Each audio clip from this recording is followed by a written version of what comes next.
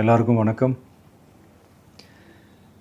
இந்திய அரசியல் சாசனம் நம்ம தமிழ்நாட்டில் இருக்கிற எல்லாருக்குமே கொடுத்துருக்கிற உரிமையில் ரொம்ப ரொம்ப முக்கியமானது ஓட்டிங் ரைட், வாக்குரிமை. ஒரு மனுஷன் உயிரோடு இருக்கான்றதுக்கு அடையாளமாக இருக்கிறதுல அவனோட ஓட்டுரிமை ரொம்ப முக்கியம்.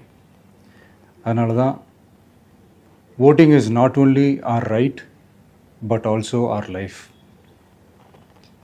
ஒரு முக்கியமான விஷயத்தை பற்றி இப்போ நான் உங்ககிட்ட ஷேர் பண்ண போகிறேன். இது நான் ஃபஸ்ட்டு கேள்விப்பட்ட உடனே எனக்கே ரொம்ப ஷாக்கிங்காக தான் இருந்தது. இப்போ நான் பேசிகிட்டு இருக்கிற இந்த நேரத்தில் தமிழ்நாட்டில் இருக்கிற நம்ம யாருக்குமே ஓட்டு போடுற உரிமையே இல்லைன்னு சொன்னால் நம்புவீங்களா? நான் நீங்கள் உட்பட யாருக்குமே அது இல்லை. நான் பயமுறுத்துறேன்னு நினைக்காதீங்க, அதுதான் நிஜமும் கூட. கொஞ்சம் ஏமாந்தால் நம்மளை மாதிரியே இன்னும் லட்சக்கணக்கான பேருக்கும் இதே நிலைமை தான். ஓட்டு போடுற அந்த உரிமையே இல்லாத மாதிரி ஒரு நிலைமை வந்தாலும் வரலாம். இதுக்கு மெயின் ரீசன் அந்த எஸ்ஐஆர், ஸ்பெஷல் இன்டென்சிவ் ரிவிஷன், சிறப்பு தீவிர திருத்தம். இப்போது இந்த எஸ்ஐஆர் நம்ம தமிழ்நாட்டில் எப்படி ஒர்க் ஆக போகுது? கடந்த ஜனவரி மாதம் எடுத்த அந்த கணக்கெடுப்பில் 6,36,00,000 வாக்காளர்கள் நம்ம தமிழ்நாட்டில் இருக்கிறாங்க. ஆனால் அவங்க யாருக்குமே இந்த ஓட்டு போடுற உரிமையே இல்லை. அந்த பிஎல்ஓன்னு சொல்லுவாங்க, பூத் லெவல் ஆஃபீஸர்ஸ், வாக்குச்சாவடி நிலை அலுவலர். அவங்க தான் வீடு வீடாக போய் அந்த ஃபார்மை கொடுப்பாங்க. அதை நம்ம ஃபில்அப் பண்ணி கொடுக்கணும். அதை தேர்தல் ஆணையம் அதை எடுத்துகிட்டு போய் அதை ஸ்க்ரூட்டினைஸ் பண்ணி அது எல்லாமே கரெக்டாக இருக்கான்னு செக் பண்ணி பார்த்ததுக்கப்புறம் அந்த வாக்காளர் பட்டியலை வெளியிடுவாங்க. அந்த வாக்காளர் பட்டியலில் நம்ம பேர் இருக்கணும், அப்போ தான் நம்மளால் ஓட்டு போட முடியும். அந்த புது பட்டியல் வர்ற வரைக்கும் நம்ம வாக்காளர்களான்றது அது உறுதியே செய்ய முடியாது.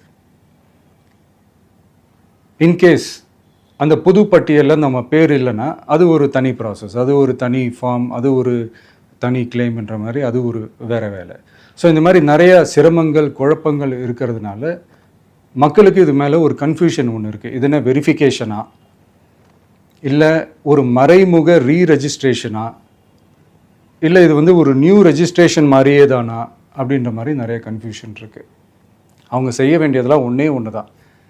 இந்த மாதிரி வீடு வீடாக போய் அந்த என்யூமரேஷன் ஃபார்ம் நம்ம ஃபில்அப் பண்ணி கொடுக்கும்போது அதுக்கான அக்னாலேஜ்மெண்ட்டை அந்த பிஎல்ஓ அந்த ஆஃபீஸர்கிட்ட இருந்து நீங்கள் வாங்கிக்கணும். அது ரொம்ப ரொம்ப முக்கியம். இது நான் சொல்கிறது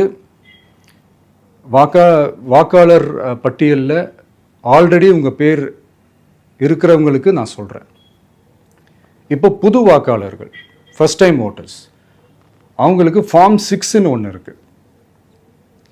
அதை நீங்கள் ஃபில்அப் பண்ணி நீங்கள் உங்கள் ஏரியாவில் இருக்கிற சம்மந்தப்பட்ட அந்த உங்கள் அலுவலகத்தில் நீங்கள் டைரெக்டாகவும் சப்மிட் பண்ணலாம், இல்லை நீங்கள் ஆன்லைன்லேயும் சப்மிட் பண்ணலாம். அப்படி ஆன்லைனில் நீங்கள் சப்மிட் பண்ணிங்கன்னா அதுக்கான ஸ்க்ரீன்ஷாட்டை எடுத்து வச்சுக்கோங்க.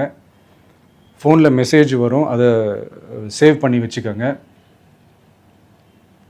அப்ராடில் இருக்கிறவங்க கூட அந்த எஸ்ஏஆர் ஃபார்மை டவுன்லோட் பண்ணி நீங்கள் அதை ஃபில்அப் பண்ணி சப்மிட் பண்ணலாம். அதுக்கான அக்னாலேஜ்மெண்ட்டை வாங்கி வச்சுக்கோங்க. ரொம்ப முக்கியமாக உங்களோட பிஎல்ஓ அந்த ஆஃபீஸர் யாருன்னு தெரிஞ்சு வச்சுக்கோங்க. இந்த தேர்தல் ஆணையம் அந்த வெப்சைட்டில் போனீங்கன்னா அந்த பர்டிகுலர் பிஎல்ஓ ஆஃபீஸரோட ஃபோன் நம்பர் கூட நீங்கள் எடுத்து வச்சுக்கலாம். இன்கேஸ் உங்களை யாரையும் ரீச் பண்ணலை இல்லை உங்களுக்கு அந்த ஃபார்ம் கிடைக்கல அப்படின்னா நீங்கள் அவரை காண்டாக்ட் பண்ணி அந்த ஃபார்மை வாங்கி நீங்கள் ஃபில்அப் பண்ணி நீங்கள் சப்மிட் பண்ணலாம். ரொம்ப முக்கியமாக அதுக்கான அக்னாலேஜ்மெண்ட்டை வாங்கி வச்சுக்கோங்க. இது எல்லாமே சரியாக செஞ்சாலும் இந்த எஸ்ஐஆர் மேலே சில டவுட்ஸ் இருக்குது. அது என்னென்னா, இந்த 6,36,00,000 வாக்காளர்களுக்கு ஒருத்தர் விடாமல் இந்த ஒரே மாதத்துக்குள்ளே எப்படி எல்லாருக்குமே அந்த ஃபார்ம் போய் ரீச் ஆகும்? ஒன்று. ரெண்டாவது, நீங்கள் வரும்போது வீட்டை பூட்டிட்டு வேலைக்கு போயிட்டு என்ன பண்ணுறது? இப்போ நீங்கள் வருவீங்கன்றதுக்காக வேலையெல்லாம் விட்டுட்டு வீட்டுக்குள்ளேயே உட்காந்துட்ருக்கணுமா?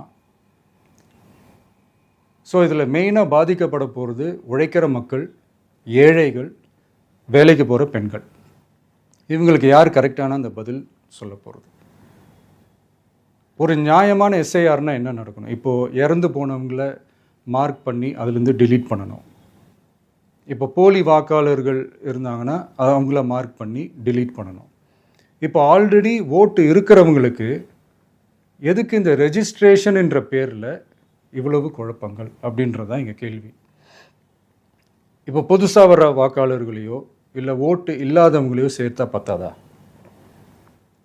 இப்போ ரீசெண்டாக நடந்த இப்போ எலெக்ஷன் 2021, 24 எப்படி எல்லாருமே ஓட்டு போட்டோம்? அதில் ஓட்டு போட்டவங்க கூட இப்போ புதுசாக ரெஜிஸ்டர் பண்ணணும்னா அது ஏன் அந்த கன்ஃபியூஷன் அப்படின்றத நாங்கள் கேட்குறோம். அதனால தான் நாங்கள் எஸ்ஐஆரை எதிர்க்கிறோம். இப்போ புதுசாக சில கம்ப்ளைண்ட்ஸ்லாம் வர ஆரம்பிக்குது. அது என்னென்னா முக்கியமாக நம்மளுடைய டிவிகே தோழர்களுக்கு அந்த ஃபார்ம் கிடைக்க மாட்டேங்குது, கொடுக்க மாட்டேன்றாங்க அப்படின்ற சில கம்ப்ளைண்ட்ஸ். இது யார் பண்ணுறாங்க அப்படின்றது நான் தான் சொல்லி தெரிய வேணும்னு ஒன்றும் அவசியம் இல்லை உங்களுக்கு. இப்போ இருக்கிற ஆட்சியாளர்கள் அவங்களுக்கு கைப்பாவையாக இருக்கக்கூடிய சில பேர் வந்து இதை செய்ய ஸ்டார்ட் பண்ணியிருக்கிறாங்க. அதனால் மைடியர் வர்ச்சுவல் வாரியர்ஸ், இதை வந்து சாதாரணமாக எடுத்துக்காதீங்க. இது எல்லாருக்குமே அந்த ஃபார்ம் போய் ரீச் ஆகணும். இதில் ரொம்ப உறுதியாக இருங்க. அதையும் மீறி உங்களுக்கு அந்த ஃபார்ம் கிடைக்கலன்னா இருக்கவே இருக்கும் ஆன்லைன். தேர்தல் ஆணையம் அந்த வெப்சைட்டில் போய் அந்த ஃபார்மை டவுன்லோட் பண்ணி நீங்கள் ஃபில்அப் பண்ணி சப்மிட் பண்ணலாம். உங்கள் வீட்டில் இருக்கிறவங்களுக்கு நீங்கள் செஞ்சு கொடுங்க, பக்கத்து வீட்டில் இருக்கிறவங்களுக்கு செஞ்சு கொடுங்க, தெரிஞ்சவங்களுக்கு, தெரியாதவங்களுக்கு, பழகினவங்களுக்கு, பழகாதவங்களுக்கு எல்லாருக்குமே நீங்கள் தயவு செஞ்சு கொடுங்க. அண்ட் ரொம்ப முக்கியமாக நம்ம ஜென்சி கிட்ஸ், நம்ம ஃபஸ்ட் டைம் ஓட்டர்ஸ், நம்ம புது வாக்காளர்கள், நம்ம நண்பா நண்பிகள், அவங்க ரொம்ப கேர்ஃபுல்லாக இருக்கணும். நான் ஆல்ரெடி சொன்ன மாதிரி உங்களுக்கான ஃபார்ம், அந்த ஃபார்ம் நம்பர் 6, அதை கரெக்டான டீட்டெயில்ஸோட கரெக்டான உங்கள் டாக்குமெண்ட்ஸை வச்சு அதை சப்மிட் பண்ணுங்கள். ஏன்னா வரப்போகிற தேர்தலில் நீங்கள் தான், அந்த ஜென்சி வாக்காளர்கள் தான் மிக முக்கியமான ஒரு ஃபோர்ஸ் அப்படின்றது எல்லாருக்குமே தெரிஞ்ச ஒரு விஷயம். அதனால் உங்களை டிஸ்டர்ப் பண்ணுறதுக்கு, உங்கள் பேரை அதில் இன்க்ளூட் பண்ணாமல் செய்கிறதுக்கு என்னென்ன வேலைகள் செய்யணுமோ, என்னென்ன தில்லுமுள்ளு வேலைகள் செய்யணுமோ எல்லாமே அவங்க செய்வாங்க. இது நமக்கு எல்லா திசையிலையும் எல்லா பிரச்சனைகள் கொடுத்துட்டு தானே இருக்கிறாங்க. அது டிஃபால்ட்டாக நடந்துட்டு தான் இருக்கும். அது ஒன்றும் பண்ண முடியாது. ஸோ அந்த மாதிரி ஓட்டு போடுற விஷயத்துலேயும் அவங்க என்ன உத்தரமராக மாறவா போகிறாங்க? இப்போ நான் சில மீட்டிங்ஸ்லலாம் ரிப்பீட்டடாக ஒரு விஷயம் நான் சொல்கிறேன்ல, 2 பேருக்கு நடுவில் தான் போட்டி அப்படின்ட்டு. அது மேடைக்கு மேடை அவங்க அதை ப்ரூவ் பண்ணிகிட்டு இருக்கிறாங்க.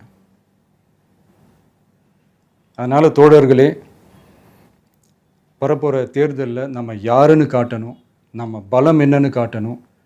அதுக்காக அந்த பலமான, அந்த பவர்ஃபுல்லான ஆயுதத்தை நம்ம கையில் எடுக்கணும். அந்த ஆயுதம் வேறு எதுவுமே இல்லை, ஓட்டு, வாக்கு, ஜனநாயகம். அது இருந்தால் தான் நம்ம அந்த வெற்றியை நோக்கியே நம்மளால் பயணிக்க முடியும்.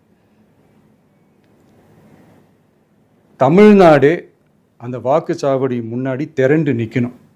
அதை பார்த்துட்டு தமிழ்நாடே தமிழக வெற்றி கழகமா, இல்லை தமிழக வெற்றி கழகம் தான் தமிழ்நாடா அப்படின்ற மாதிரி இருக்கணும். வீடுன்னு ஒன்று இருந்தால் தான் ஓடு மாற்ற முடியும்னு அறிஞர் அண்ணா அவர்கள் சொல்லியிருக்கிறாங்க. அந்த மாதிரி ஓட்டுன்னு ஒன்று இருந்தால் தான் இந்த நாட்டையே காப்பாற்ற முடியும்.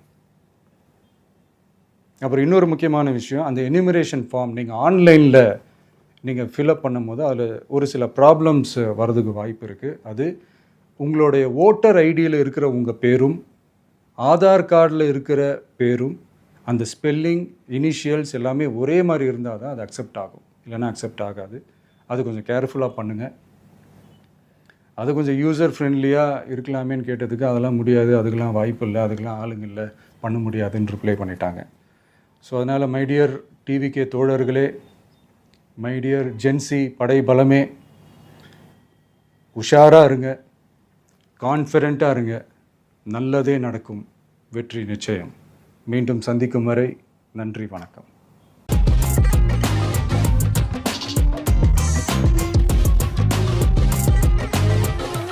பச்சைக்கூறி தப்பாதுடா, சிங்க இது சிக்காதுடா, சுத்து போட்டு நிக்காதடா, சூற விட்டா தாங்காதுடா. சிவண்டா சிவண்டா சிவண்டா, எதுக்க எவண்டா எவண்டா எவண்டா.